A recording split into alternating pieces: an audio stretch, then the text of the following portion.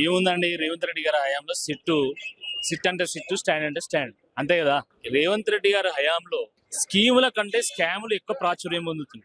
ఆ స్కామ్లను BRS party నాయకులు కేటీఆర్ గారు, హరీష్ రావు గారు బట్టబయలుతో పాపం మొసమర్రక ఏం చేయాలో అర్థం కానటువంటి ఒక పరిస్థితిలో ఈరోజు డైవర్షన్ గేమ్స్ ఆడుతున్నారు. ప్రభుత్వానికి డైరెక్షన్ ఇవ్వడం వీళ్ళకి చేత కాదు, కానీ డైవర్షన్ గేమ్స్ ఆడడం మాత్రం బాగా తెలుసు.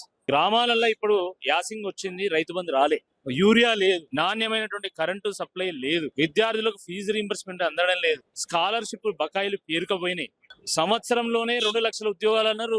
రెండేళ్లైనా కూడా ఇప్పటివరకు కనీసం 20,000 ఉద్యోగాలు కూడా ఇయ్యలే. ఈ పరిస్థితుల్లో పాలనను చక్కబెట్టాల్సింది పోయి ఈరోజు పరిపాలన చేయకుండా ఫ్రస్ట్రేషన్ తోని పాపలు తొండలు దొరకక సతమతం అవుతా ఉన్నారు. తొండలు దొరకబట్టలేక వాళ్ళు సతమతం అవుతా ఉన్నారు. దాంట్లో భాగంగానే ఈ సిట్టు కేసు అని చెప్పి ఈ సందర్భంగా మనం వాళ్ళు అదే కదా, వాళ్ళ పరిపాలన చేతగాక ప్రజల దృష్టిని వీళ్ళ అవినీతి భాగోతం నుండి వీళ్ళ వైఫల్యాల నుండి దృష్టి మళ్లించడానికి ఈ రకమైనటువంటి నాటకం ఆడుతా ఉన్నాడు. ఈ 2 నెలల్లో చేసింది ఏం లేదు, చెప్పుకోవడానికి కూడా ఏం లేదు. మున్సిపల్ ఎన్నికల్లో ఘోరమైనటువంటి ఓటమి తప్పదన్నటువంటి ఒక భయంతో రేవంత్ రెడ్డి గారు ఈ రకమైనటువంటి టాక్టిక్స్ ప్లే చేస్తారు. మరో విషయం ఏంటంటే, కాంగ్రెస్ పార్టీ చేస్తున్న 1,00,000 కోట్ల దోపిడీకి కేటీఆర్ గారు, హరీష్ రావు గారు అడ్డం పడుతున్నారు. కాబట్టి తెలంగాణ ప్రజలకు కాంగ్రెస్ పార్టీ చేస్తున్నటువంటి అన్యాయం, హైడ్రా కావచ్చు, మూసీ కావచ్చు, లవచర్లు కావచ్చు, ఫ్యూచర్ సిటీ కావచ్చు, గురుకులాలు కావచ్చు, వీటి విషయంలో మరి బీఆర్ఎస్ పార్టీ పదే ప్రశ్నిస్తున్నది కాబట్టి, కేటీఆర్ గారు ప్రశ్నిస్తున్నారు కాబట్టి వాళ్ళ బొండిగా విసుకాలనేటువంటి ఒక ఆలోచనతో ఈ రకంగా చేస్తున్నారు. కేటీఆర్ గారు బొండిగా విస్తే, హరీష్ రావు గారు బొండిగా విస్తే తెలంగాణ గొంతుకు లేకుండా పోతుంది అనేటువంటి ఒక దురాలోచనలో భాగంగా ఈ టాక్టిక్ అని చెప్పి సందర్భంగా మనం చేస్తాం. సంవత్సరంలోనే 2 లక్షల ఉద్యోగాలు అన్నారు.